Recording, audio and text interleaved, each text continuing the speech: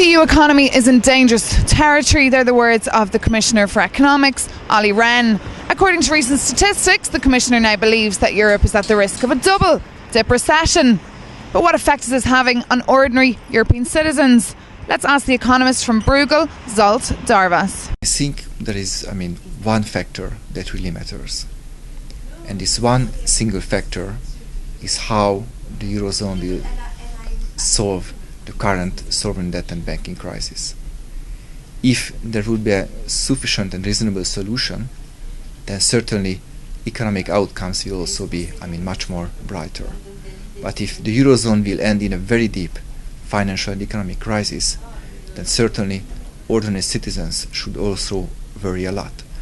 Now, the projection that was published last week, for example, foresaw a 0.5% economic growth in the eurozone as a whole, which I think is still on the optimistic side.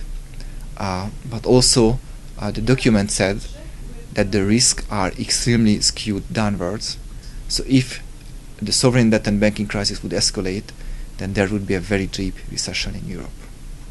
So now that we have the expert opinion, let's ask the ordinary people on the streets of Brussels what they think about the future of the European economy.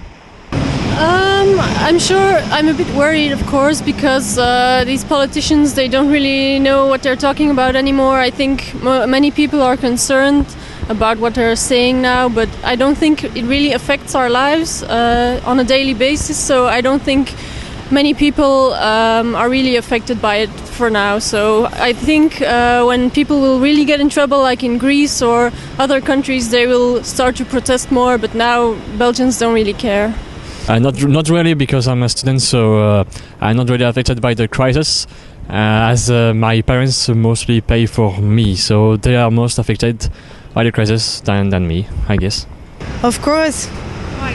Because I think it's getting worse and worse, and people who are already wealthy are getting richer, and there will remain nothing in between. People would get poorer.